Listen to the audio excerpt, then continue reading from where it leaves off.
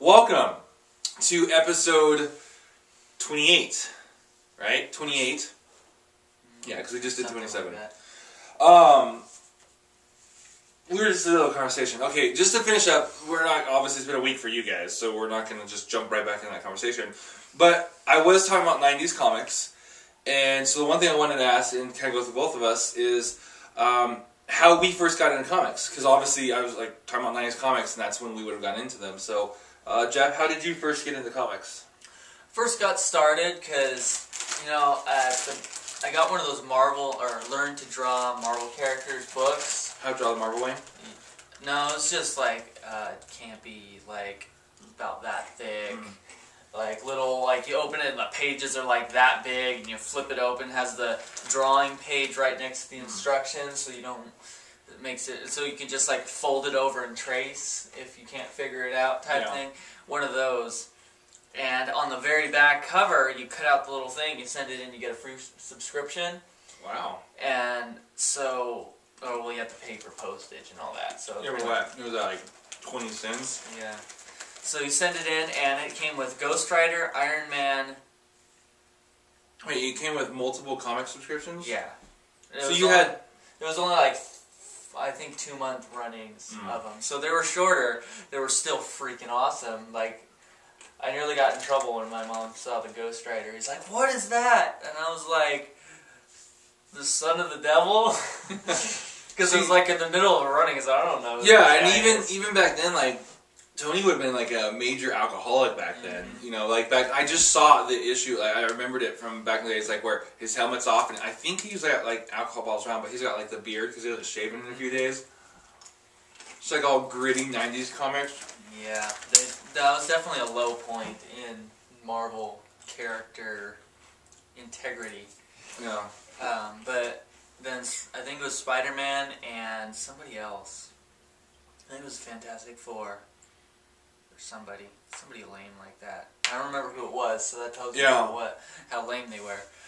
But the Spider-Man, that really got me into Spider-Man, because I don't think I've ever read a Spider-Man comic that I didn't at least marginally like. Well, Spider-Man would have been really good in the 90s. I wonder if it was when McFarlane was drawing it. It's possible, because it was the more, like, hard lines. It was probably McFarlane before he went off and got mad and quit. So that's kind of how you got into it, and then you just kind of collected them? And so I was like, these things are flipping awesome! Yeah, for me, it wasn't because of a drawing book. I did have mine was How to Draw the Marvel Way, but not the one you think of. It's not like the regular Stan Lee one. It was one of the, we already talked about this in a past episode, but you put the wrong picture. When we talked about it before, and you put a picture, you put the picture of like the traditional How to Draw the Marvel Way. Mine was through that weird company I was telling you about, and it came with the pencils and stuff. So and it had like, they actually have them again. If you go to the bookstore, it's Barnes & Noble, so I'm sure they all have it, but there in Chico, in the kids section, they have like, it's like the spinny thing, they have all those, like I said, like the braiding and origami, they have it, it's just slightly updated. The cover's a little bit different, and I thumbed through it, and it's almost the same, just a few pages have been updated. And most of the pages are still the same, it's just the character, like, the Daredevil one I had, he had a really weird, like, metal armor costume.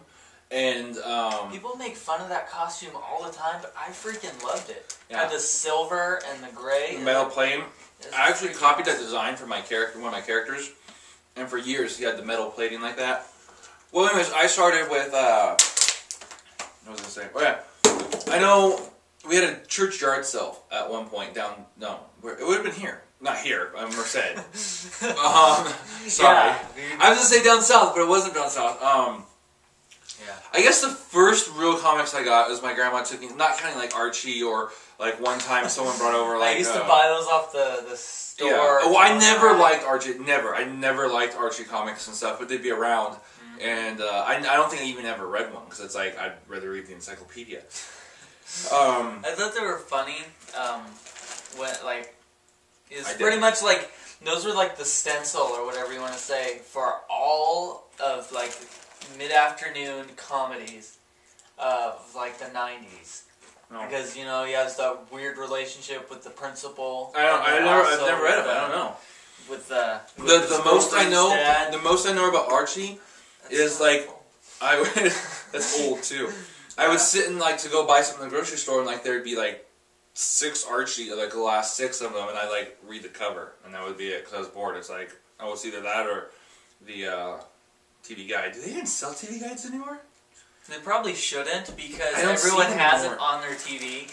Yeah, well, I mean, you think it would have gone obsolete, but they have a channel now. Oh wow. Yeah, so she got me some. It was Avengers, but it was a weird Avengers. It was like Spider-Woman, is it Jessica Drew? She had the blonde hair, she has the psionic webs, the black and white. Still, I think she's the best one, costume ever, yeah. I like the current Spider-Woman, but she's so much better. The black, I just saw the statue from Secret War. But anyways, her and, I started off with her and Patriot, I think his name. I'm trying to think of which version of it was, but it's basically, it was he had, it was like a wannabe Captain America. Was it Patriot? No, U.S. Agent. The dark suit with like the shield, and it was basically like a mean Captain America. Yeah, it's the one that doesn't have any problem with killing people. Yeah, and who was he? He was the second. No, I'm like the actual guy who was the real person, not the real person, but his actual. Yeah, name. It wasn't Steve Rogers, obviously. Yeah. I don't know. I want to say it was like Jack Flag, but I don't think that's his name. I don't know. But anyway, so that was pretty cool. Like I had that, and then however many years later, the church had a yard sale, and I was buying some I bought some comics. It was around like the reign of Superman. One of the teenagers was like getting rid of some of his old comics, and like I bought some Reign of the Superman, Return of Superman kind of ones. And I tried to buy some Superboy comics, but my dad wouldn't let me because they were, I don't know, something one of the guys in it said or something, or the girls in a bikini. I don't know. Like it would just take something little to set my dad off. And like one time I wanted to buy a graphic novel, and they referred to a city as Haven. And he was like, well, it's too close to heaven, and that's, like, bad theology. And so he wouldn't let me get it. I'm like, what? That makes no sense! I'm like, so he was weird with stuff. I don't think he liked it. But ironically is, years later, when I started collecting comics when I got older, when I was, like, junior high age, I actually collected it because I started Young Justice, and I liked it, so I went back. So I had those, okay, and then I jumped forward, and I'm at Target, back when Target sold comics, and me and a buddy... And he got some X-Men ones, and I got some Green Lanterns. And it was it was when Hal Jordan came back from the past into the picture with Kyle and all this kind of stuff. So I started collecting Green Lantern. I had a subscription. We were out in Texas visiting, and I bought some comics, and one of them was Young Justice, and I started collecting them. I got it like issue 4 or 5. And I went back and bought the first ones. I even went to Golden Apple comic shop in L.A. It was crazy. I was so scared. I went with my dad. I was like, I just knew we were going to be killed or something. And they had like a heavy metal band. I'd never heard that kind of music before. And just the place, there's like naked statues and all stuff. I'm like 6th grade. Like, I've lived a sheltered life. And I'm like, these people are crazy. It's like... I would expect like a pentagram to just be on the wall. No, there were. Like, there was stuff everywhere. Like, yeah, it was insane. I mean... This is like the most famous comic shop, it's like Golden Apple, everyone knows of it. So I got like the Secret Origins back issue, so I got all caught up on them. And, then Superboy was my favorite out of that, so I went back and collected all of his. Well, ironically, I ended up buying that one that my dad wouldn't let me buy at the yard sale years later. So like I ended up getting like almost, not the whole run, but like the majority of the Superboy comics, like probably over half of all of them that were made. Just because I was going down at Coppa Comics and buying all the back issues. They're only like $2-3 a piece. So, and this was at the time when regular comics were like, $1.99. So it was like the same price as a regular comic. And so I'm buying all these back. I caught up on a ton of them, of Superboy. They were really inappropriate now. Like, I think back now, like he had a completely inappropriate relationship with this other girl. And like, they were like the whole... PG-13 like side boob stuff to where like she'd be bathing and he'd like walk in and stuff, and it was now we know why he didn't want me to have them. They were crazy. Yeah. But anyways, yeah, so and I just kind of started from that. I just would branch out more and more, and and kind of I was always a DC guy.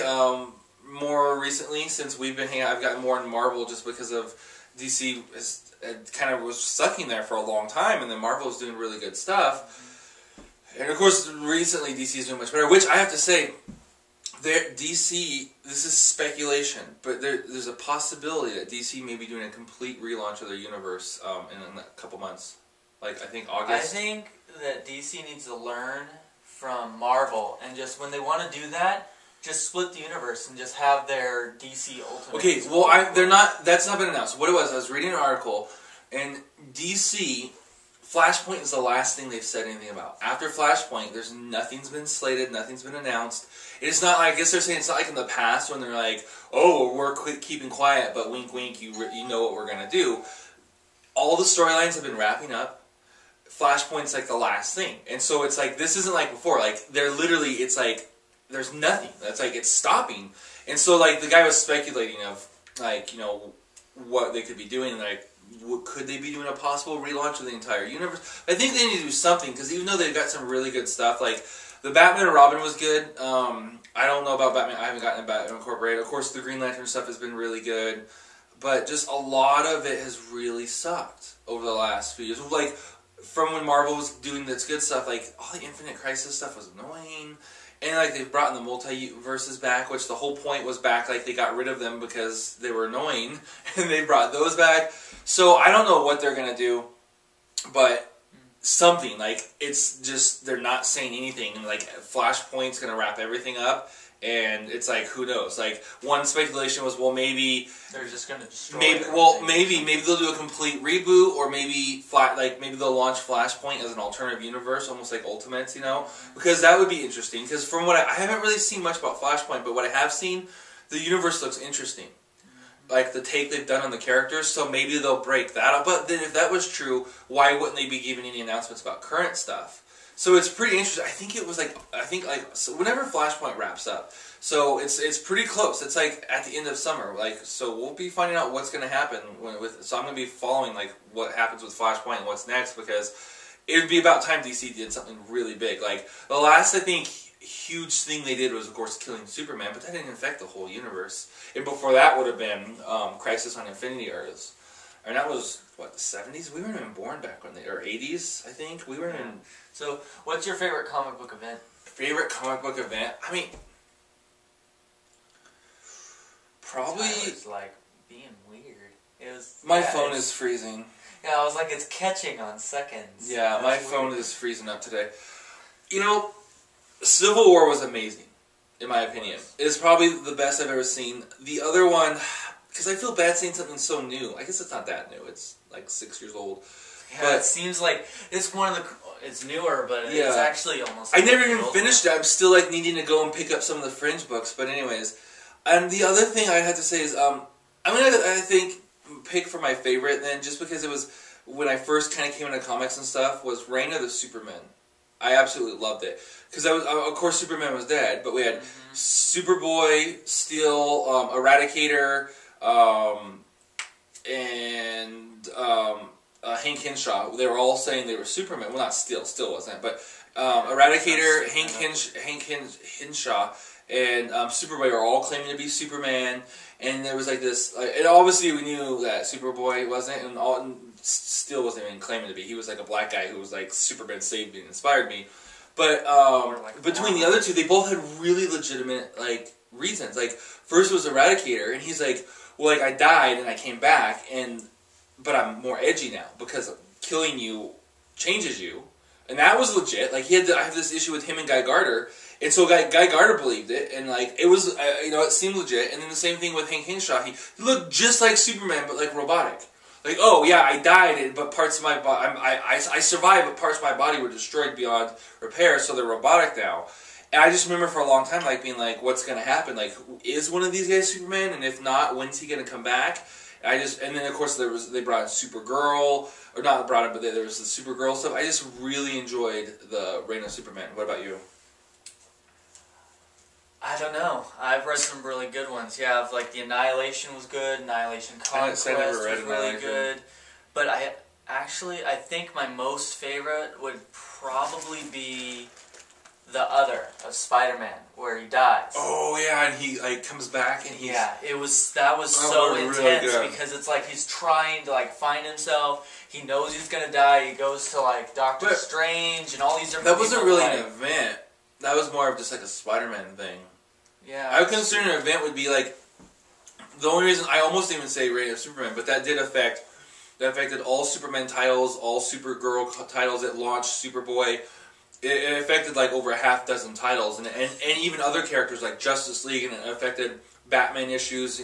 So that's why I even consider it, because I would think an event would be like a big event, like that's true. Like with the Civil War did everything, but even like Infinite Crisis, it affects the whole universe.